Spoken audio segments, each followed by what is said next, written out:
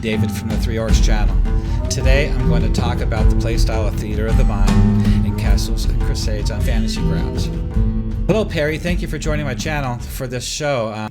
I needed somebody that had a lot of experience in C&C, so that way we can apply this in Fantasy Grounds to see what the difference is between playing with a grid-based combat and a Theater of the Mind style of combat. So thank you for joining, Perry. No problem. Thank you for the invite. Yeah, I'm glad you were able to help out because I've been wanting to do this for a couple of weeks. I've been having some requests for it. Right now on my screen, I'm sharing my desktop for Fantasy Grounds, and I have a normal map showing right now, and that's a typical old school style of map. Every square is 10 feet. I realized I should have had a map that's 5 squares to show what how people usually play the game, with the tokens, the monster tokens, the NPC tokens, and the players. Most players and DMs will play the game with a typical battle map and use fog of war, line of sight, and that's all great. It's really fun. But I wanted to show this extension that I found called Theater of the Mind. It allows you to run combat a little bit faster and looser without being tied down to the 5-foot focus of the battle maps. So you can actually run a game both ways, depending on the situation. In general, I like to run smaller combats with Theater of the Mind, and then big, heavy set pieces, like the big epic battle at the end of the module, the huge temple, and 30 goblins, and 2 trolls, and a bunch of cultists. I'd like to break up the battle map for that because there's so much to keep track of. But also both ways here. So let me go ahead and get rid of this map here. I'm not going to show what a normal battle map looks like because everybody's familiar with that. Everybody's here to see the Theater of the Mind. So we have a combat tracker open.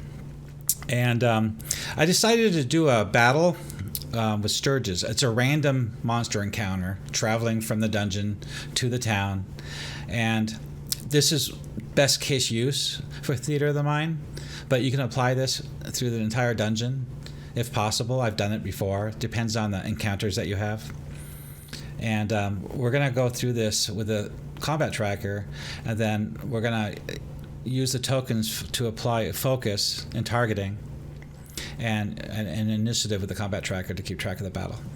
So about Theater of the Mind, though, let's go ahead and talk about that. Perry, what do you know about Theater of the Mind? It's how I started.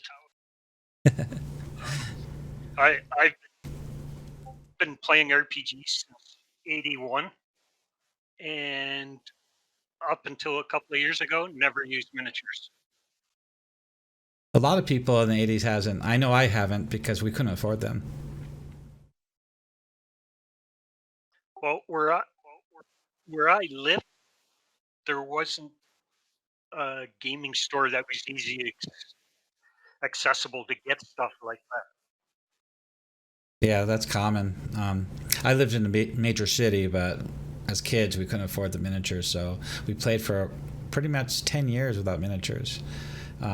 We used to dream about having them, and I like miniatures. I have a 3D printer behind me, and I paint them, and I do like using them. I like to see them on the table, but to me, a good game, what's more important about the game is pace and flow.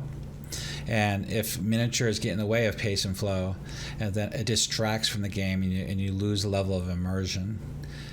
So that's why I like to use Theater of the Mind type of combat as often as I can. And like I said before, you can't always use it, but you'll find that most of the time you can, depending on the battles. So we're going to talk today about Theater of the Mind style of combat. It is difficult to run combat in D&D without a gridded map and tokens, unless you're used to it, and that's a given. But Theater of the Mind gives you another way to vary the level of the tension, a feeling of scope and scale, and the overall pace of the game, like I mentioned earlier. The ability to run without a grid improves your flexibility as well. It gives you the ability to adjust the game or change it on the fly in response to what the players do at any given moment. So what Theater of the Mind, the term Theater of the Mind combat, is really narrative combat. So generally the dungeon master will describe the situation, what the players see. Then the players will describe intent and describe their actions, how they respond. Then the dungeon master will respond with the monsters, the NPC in turn, in reaction to what the players do. And you go back and forth like that with Theater of the Mind. You can role play that combat. A lot of this information I got was from 2 websites I'm going to link down below in the channel. One is from Sly Flores, his website. He has a great narrative combat article that you can read. And also the Angry GM's website. He wrote an article called Fighting with Your Voice, Part 1 maybe. And that is a good overview of how you can actually manage Theater of the Mind style of combat. Have you read those or seen those websites there, Perry? I've heard of them, but haven't read them. Sly Flourish has a lot of stuff on Drive-Thru. Yes, he's very popular. They're both good writers, and I catch their stuff all the time. And so they are respectable DMs with a lot of experience. So I definitely endorse them. I recommend them greatly. So about the 5-foot grid focused combat, well, the good things about that, obviously, I don't have the map showing right now, but we all know what those look like. They give way. They're great for tracking position of every creature and every feature on the battlefield. They allow you to quickly measure the distance, obviously. This is helpful because almost everything in the game is exact distances and facing and attacks of opportunity, flanking, basic back attacks, range, area of effects, line of sight, reach, all that. So yeah, 5-foot grid focused combat with a battle map definitely can be useful in those situations. Good thing about grid-based combat is that everybody can exactly see what's going on. Yes, it eliminates confusion. But the downside of it is it slows combat down too. It slows the game down. You lose pace and timing, especially with the smaller combats, like a guard room or a wandering encounter. And we'll show that here in a minute, how that works. So if you look at those articles, Sly Flores, his guideline here, I put it on screen. He's got DM guidelines, and I listed them there that what the DM should be doing is each turn describing the character's circumstances, describe the room, describe the NPCs or the monsters in it. A good DM will also offer options to help the players to meet their intent, and you should be generous with that. Because it's more about fun than being exacting. Give the players the benefit of the doubt as well, so that way they're having fun. Then you'll use skill checks to help the players try any crazy ideas or any kind of actions during combat, of course. And then you can also use, what I like is visual aids. Visual aids are amazing. They really help. You can show artwork while you're playing. You can show a sketch, some maps. You can show some miniatures and tokens as well to show any complicated locations or any kind of relative positions if you have to. But try to play most of the combat without any kind of battle map at all. And then the player side, they'll describe what they want to do. They'll describe their intent, and their intent and their actions and how they present themselves directly affects the environment around them, how the NPCs react and how the monsters react, especially in Castles and Crusades, the way the skill system works in that game. So we don't have to really worry too much about specific distances, and we encourage players to try awesome ideas based on the situation, and they should describe their character's action within the story. So let's go ahead and show you a battle map here on the screen. This is an interesting extension. Not only does it give you a visual aid to help you represent the scene, to set the mood, but it has a place to put your tokens. Because in Fantasy Grounds, you need something to target. You need something to click on for the engine to work, for the app to for the combat tracker to manage the combat. Yes, you can just click on the characters and monsters on the combat tracker, but now you got really nothing to look at. And it's more interesting if you have some sort of image in the background. And also this helps out a little bit more than just that, a little bit more about positioning. And I'll show you how this works right here. The Theater of the Mind screen, I'm not going to call it a battle map because it's not. It's just an app that holds an image to look at, and it has placeholders to put tokens. So the first two middle rows are as melee range. So any creatures in these first two middle rows are considered to be melee range. It's not to represent at all in any way, shape, or form of facing, of back attacks or flanking or who's on who. It's just to represent that those people are in melee. So you still want to role play the combat in your heads and not use this grid pattern as an exact template of what's happening in the battle. The two outer columns are missile range or spell range. And that's not to represent exactly how far away you are from the action or from other NPCs or monsters on the battlefield. It's just to represent that you are in melee range or spellcasting range. During the battle, the Dungeon Master will describe the location of all the monsters and NPCs and the range and what they're doing. And like I said before, this is just placeholders. So let me show you an example of a combat here. I'm going to pull up a description first. Okay, so we're going to do a Theater of the Mind combat. So let's say the party is traveling across the meadows to a forest line about 100 yards ahead. It's towards the end of the day. They're traveling westbound towards the sun as it's setting in the distance. Then I'll create a narrative description of what's going to happen next. So before I even bring this map up, we're just role-playing. I'll say, the gentle intermittent buzzing of the bees grow louder and stronger.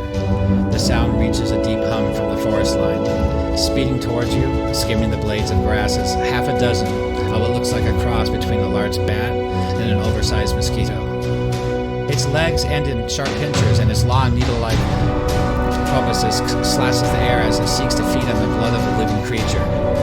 The range is 200 feet in closing. From your right, coming at you, 200 feet away, are 5 sturges. Full speed. They're moving 40 feet around. You're on a dirt road that's 10 feet wide. 10 feet behind you is the banks of the swamps. So we're going to start melee round number 1 in the combat tracker. So what I'll do is I'll open up the Theater of the Mind, and right now they're all hidden. So I'll go ahead and unhide them so the players can see it. So before the players state their intentions, they're gonna see this map here, and I describe exactly what's happening. So we'll start from the top. We'll roll initiative for everybody. And Garm, the dwarf, will go first. So if we look at Garm, the only thing he's able to do in the combat tab is throw a javelin, which is short range of 30 feet. Medium range is 60, and long range is 90. You can't hurl the javelin that far because they're 200 feet away. So he tells the Dungeon Master that he's going to hold his action, prepare his javelin, get ready to launch it when he can. So we're going to go to the next order in the initiative, and that will be the Sturge. So at this time, all my Sturges go in initiative. Obviously, there's no surprise. So we're at melee round number 1 right now. So I'll describe the Sturges at high speed, 40 feet around. They do a double move, of course, because they're not doing anything else but traveling. So they fly at high speed 80 feet across the meadow towards the players. So at the end of their initiative, at the end of their round, they're now 120 feet away. So I described that to the players, and we'll skip all the Sturges now in the combat tracker. And now Naven's turn, so I'll look at his character if he was playing, and he'll say, okay, they're 120 feet away, I know this, and he's standing on the road with his buddies in their marching order that we had prepared for in advance. And he'll look at his, he'll look at his sling. The sling has a range of 50 feet. So that means, because they're 120 feet away, they're long range, he'll have -6 to hit. So instead of doing that, he's going to go ahead and cast a dancing light spell. So at the beginning of the round, his intentions was to cast a spell. Everybody is supposed to state their intentions before the round, because that's how Castles of Crusades works. At the beginning of each round, the players will state their intentions, and then on an initiative, they perform those. I'll let them change their mind just a little bit if they don't want to do that anymore, but not too much. Like maybe switch a target or step back 5 feet or something like that. But if they stop casting a spell, they will lose the spell. So at the beginning of this round, we'll say that Naven stated that he's going to cast a spell. If you look at his character sheet for spells, Dancing Lights, he's a gnome, so he gets those as a race ability, by the way. He's a druid gnome. It's got a range of 150 feet. So he's going to be really creative with this spell. It's a first level spell. So what he does is he explains to me that he's going to create 3 hovering orbs directly in front of the path of 4 of those Sturges. And I'll roleplay that, and I'll say, okay, 4 lights spring forth right in the path of those 4 Sturges. Focus and concentrate, and it startles them, and they veer off. They spend the rest of the next round veering away. You discourage their attack of the group, and they're frightened, and they're veering away for this round. So that spell will last as long as he's concentrating. That spell will last for 1 minute, but as long as he's concentrating on that spell, he can control the speed and movement of those orbs separately. And the speed is up to 100 feet per round, which is faster than the Sturge can move. So keep that in mind. Alright, so the next will be Blob the Cleric. What's your intentions this round, Blob the Cleric? They're still so far away. I am going to cast Bless on my party. Excellent. Okay, so I see you have Bless as a spell that you memorized. You can cant the spell, you say the words, the prayer, and the holy, divine energy of your god flows through your party. They'll give them a better chance of success when they hit, +1. And of course, I'd roleplay that more, describing that, or the player can. So that's all that Blob's doing this round. Third intentions at the beginning of the round stated that she's just going to stand her ground. She only has a long spear, and she's an NPC that they picked up at the tavern. She's not going to do anything else but stand her ground and wait for them to close in, and hold her initiative, of course. Next one is Branimir. Branimir the Wizard, I'm going to go ahead and have him cast a Magic Missile spell. He's a human wizard, and so we'll go ahead and do that right now. Okay, so you cast Magic Missile. I clicked it, and it shows in the chat that you cast the spell. Okay, so we'll have to add the +1 an adjustment to the adjustment window in the bottom left-hand corner of the screen next to the die. And pick up the 4-sided die and roll that. So he did 5 points of damage. So I'll apply 5 points of damage to Sturge number 10 because he told me that's what he targeted. So I'll go ahead and apply 5 points of damage to that Sturge. And that Sturge, a bolt of energy slams into that Sturge and drops it around the sky. So we're on round number 2 now. And Blob's first on the round. So at the beginning of the round, everybody's state attentions again. That the Sturges that veered away from the Dancing Light spells are continuing to veer away because they're startled still. And he even stated that he's still going to concentrate and have, since those lights move faster than the Sturges, he's going to keep those balls of light right in front of their faces the entire time, keeping them veering away and finally chasing them away. Also, I'm going to state that one of the Sturges dropped dead to the ground. The last Sturge is still darting across the flower fields straight at the party. Okay, Blob, what's your intentions this round? Approximately far away are that Sturge. 120 feet, they're moving 80 feet per round. Getting my shield and my morning star ready. Okay, preparing your morning star. Excellent. Third is still holding her initiative, standing her ground at spear level, ready to thrust it when you get close enough. Branimir, the wizard, is really worried about this. because he only has 3 hit points. So he states his intentions is to withdraw back to the edge of the swamp and get ready to dive in if he has to escape the Sturges. All right, so let's go ahead and start with Blob. You're up on initiative. You rolled a 10. So you go first. You're holding your initiative with your Morning Star ready. Garm. I'm just waiting and getting ready. Okay, Scarm, you're... Guy. Perfect. Okay, Garm, the Dwarven Fighter's initiative is ready. Garm states that he's holding his initiative because long range for him is 90 feet for that javelin. So we'll skip him. Naven is focusing, still concentrating on those dancing lights, chasing those other 4 Sturges away. And they're getting really frustrated and scared that these lights will not go away. So they keep veering off. So at this point, it looks like they're going to be taking a run for the forest line back to their homes. Okay, Branimir describes what he's doing. He says he goes back to the edge of the swamp, get ready to dive in his robes and his dagger and staff. He's fearful. Okay, so now it's the Sturges initiative. Sturges fly over 80 feet from 120, and they get within 40 feet of the party by the end of the round. At this point, as they fly close enough within 40 feet, Garm lets his javelin fly. So let's go ahead and do that real quick. Oh, I gotta restate that. So it's the Sturges initiative. At this point, the 4 being chased by dancing lights are flat out flying straight to the forest line and leaving the scene. They're moving full. They're flying full speed towards the forest line, leaving the combat. So it looks like the druid drove those away. The last Sturge is flying in straight at the party still. He moves 80 feet from 120. Now he's 40 feet away.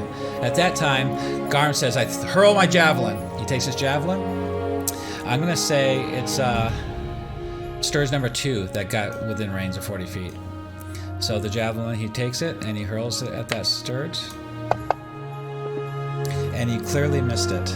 And he howls and cusses in anger and real frustrated.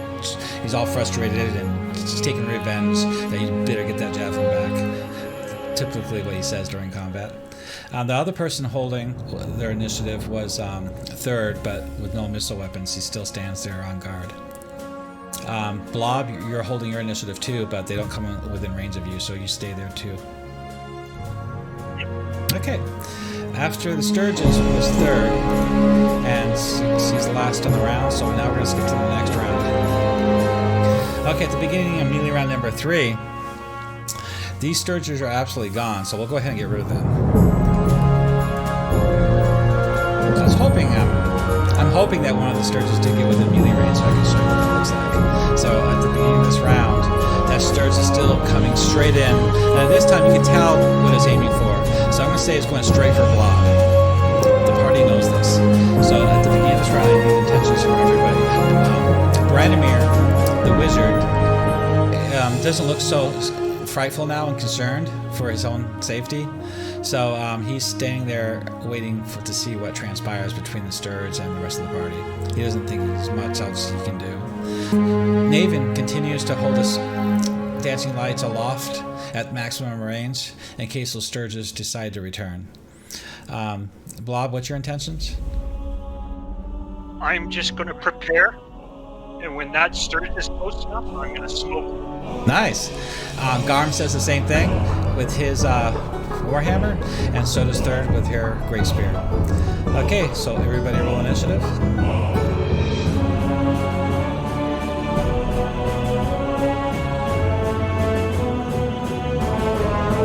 Okay, so we have initiative now.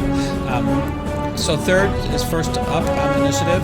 So he's holding ready with her spear, waiting for that Sturge to close. So we'll skip her for now. And Branimir is watching this unfold in front of him, so he's not doing anything. So now the Sturge goes. All the Sturges go. So I have quick initiative for the Sturge.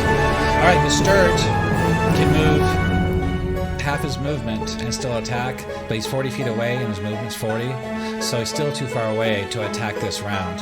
But he does move his full movement and gets within melee range. So I'm going to go ahead and put him into the melee range box, and I'm going to put Blob there as well as Garm third. So if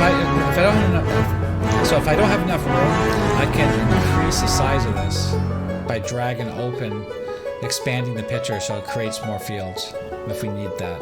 So we'll put Naven up here. Like I said, it doesn't really matter what order they're in, but you have to image this combat in your head versus using the actual positioning on these squares as for battle tactics.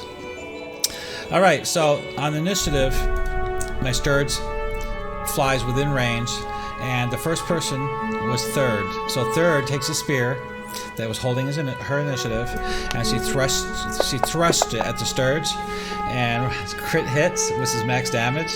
So I'll do double damage, and so take her die 8 and do that twice. And as you can see from the combat tab, that grievously wounded. How much damage was that anyway? Did 2 points and 7 points. Perfect. Okay, so sorry, Blob, but before, just as that Sturge came within range, for you to be able to swing with your mace, and for Garm to swing with his battle hammer, and Naven to do anything else, third took a strong step forward and leveled that spear and thrust it straight through the heart of that Sturge, right in mid-air, ending that combat. I am okay with that. Yeah, this was a simple combat. It's a simple wandering encounter. I'll go ahead and turn that music off. Turn it down a little bit. And it shows, in general, how the Theater of the Mind extension works to run a fast combat for like a guard room or a wandering monster or something. You can do the same thing with larger battles, but it gets out of hand if it's too much, like especially in Fantasy Grounds, because if you have 2 guard rooms and one has like 6 guards and the other guard room has 8 guards, you have 2 encounters you have to pull into the combat tracker now. So you have like 18 goblins. And it would be kind of tough to run that in Fantasy Grounds, and even with the Theater of the Mind map. Even if you made this bigger and created more rows, it would be quickly get out of hand. You know, if you're running this game at a table live for a live group, I always had like a notepad behind the shield with a pencil, and I'd mark them off, and I'd run it more looser. The players wouldn't even notice. But you can't run a game that loose without the players noticing in Fantasy Grounds, because it's all black and white right there in the combat tracker. So you have to have some way of targeting these tokens, and you have to have some way of rolling the dice on top of them or something, and even applying effects also, because if we had like a sleep spell going off, you know, I got my effects window here. If I scroll down the sleep spell, where's sleep? There's sleep right there. I created this myself, all these different effects for spells. So you need tokens to apply effects to them. And Theater of the Mind's great when it comes to little battles like this. So what do you think there, Perry? I liked it. Yeah, it works out really well. Let me show you let me show you a few more things it can do. This columns menu item in the top left-hand corner, if I change that to a 3, let's see if it does it. And I increase the size of the window. Now we have 3 rows. You have to have a good reason why you want to do this, because you know in theory what this map is for. So you have to have a really good idea in your head why you want 3 rows. Maybe that could represent medium, short range, or long range. You can add 4 if you want, and increase the size of your map to show it. There we go. So I guess you could say this is melee range in the middle. The second row would be short, then medium range, then long range. I don't personally like having too many rows the way I run the game, because then it starts looking more like a battle map and less Theater of the Mind-ish, and people start looking at it more tactically rather than imagining the battle in their head. So it's up to you how you run the game, but if you want to stick with the concepts of what theater of the mind really is, you want to minimize it as much as you can. So I can put any image in here I want. So let me show you more. I have images that I saved to my campaign, and I'll go ahead and pull up some so you can look at them. So that's the meadows, obviously. So let's say they're fighting on the Mendor River. So let me go ahead and move that over. There you go. So depending on the format of the picture, of course, will determine how it fills the screen. This picture happens to be just long and narrow. But I've had battles. Let's see if I can zoom in.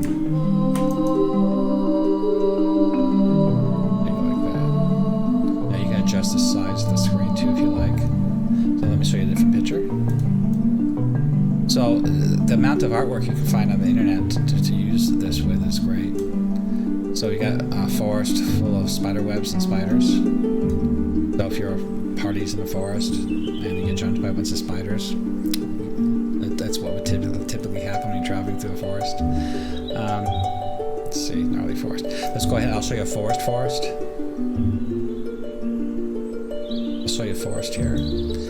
This is a pretty picture. So let's say the party's traveling along a trail in the forest, a beautiful witchy fantasy forest. There's the trail, and they get jumped by. So get rid of that. Let's see. I'll pick out different monsters for you. Okay, you get jumped by a different set of monsters. So I'll just go ahead and I don't know, pick some gnolls or something. So get my wandering monsters here. I got a gnoll patrol. I'll throw them into the... Oh, first I have to get rid of the sturges from my combat tracker. Sorry. Delete only foes. So I'll throw the gnoll patrol into the combat tracker. There they are. And then... to get this to work, you can't drag the tokens over. It doesn't work. The extension is a little bit finicky with Unity. So to do this, you'll have to drag this icon over, the details icon. So you drag that over, and you just drop it into place. If they don't show up for some reason, just move it back and forth like this until it snaps into place. If you ever get that wonky, that happens sometimes. So you can start them off at distance if you want. Or you can start them off in melee range, like they got like an ambush. You can make the map bigger so you can have more spaces to put them in. They're invisible right now, so I'll click the visibility icon. Now they're visible to the players and they can see it.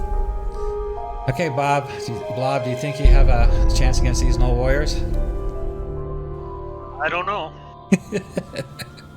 Well, Branimir has a spell up his sleeve still.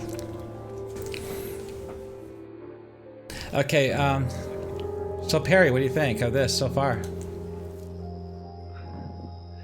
That's a pretty odd thing. Yeah, you like it, huh? Yep. I've actually I played in a couple of jams, con games, and it uses that. Oh, wow. At a convention. Oh, an online convention. Yeah, FGU. FGCon, that's awesome. I'm glad that other people are using it. I feel like sometimes I'm the only one using it, so. I think the only that needs to be remembered is, and I didn't do a very good job of it, was accurately describing what you're doing and what you're seeing. Yes. That takes a lot of experience and practice. I know you have a lot of experience and practice, but in general, advice to any DM is you need to do this often as you can to get experience of storytelling, to describing a scene.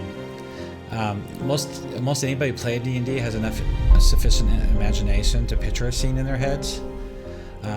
If they don't, I'm not really sure why they're playing D&D, but they should have at least an initial grasp of it, so even a simple scene should be fairly easy to describe. You start off with that, like a guard room, or just a wandering monster encounter. You can keep it simple.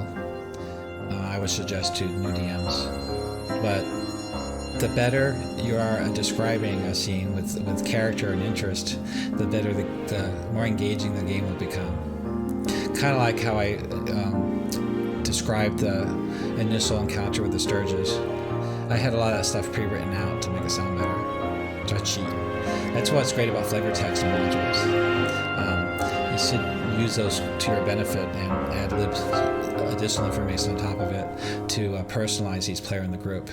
If there was a ranger in the group, I would have given him further information before that happened. I would have had him hear those the change of the sound between the bees and the Sturges before the players notices the Sturges. So that would have given the players a chance to react before they saw the Sturges. That's how I personalize the game. Like when you're in town, like at the tavern, I'll do that with the rogue. The rogue notices that. The rogue notices something about that person they're talking to. Then he goes back to the party and tells them. Or in the dungeon, the rogue, or the ranger outdoors, or the druid. Like that druid sensed something in that swamp behind him. I did that earlier. Something that the druid is attuned to. I try to personalize the game as much as I can before and during the encounter. So when you're playing a dangerous game, like first edition D&D or Castles or Crusades, it's easy to die. So there's a lot of ways to mitigate that. And knowledge is everything. You really want to know what's on the other side of that door. You really want to know what's down that hallway. You really want to know what's in that forest. That's where the different players and their skill sets come in, where you can personalize information for them to help them out. You know, the dungeon master isn't out to gank them, to kill them immediately, like these old games are capable of doing. The DMs should give them sufficient tools and information to survive and play careful. If they don't, then they don't. But at least you did your job helping them out. I have a rule of thirds, rule of three. I try to give them at least 3 subtle warnings for that trap or that room or that ambush. It depends on who's in the party and what kind of classes they are, or races too. Because halflings and elves and different races have some abilities outdoors in the wilderness as well. That would help them too. And actually, one of the character classes in this group that we're looking at right now was a gnome. And I believe he has some wilderness experience abilities in his race. And there's also the dwarf that doesn't have any, and the human doesn't have any. And third human. Yeah, so. Anyway, anything else you want to mention before I wrap it up? No, I think that covers it. I tried. I'm going to do a lot of editing to make this sound better. Okay, so this wraps up the Show and Tell of Theater of the Mind extension with Castles Crusade rule set in Fantasy Grounds. If you have any questions or any suggestions of other videos in the future, please comment below, and I'll try to do that and answer your questions.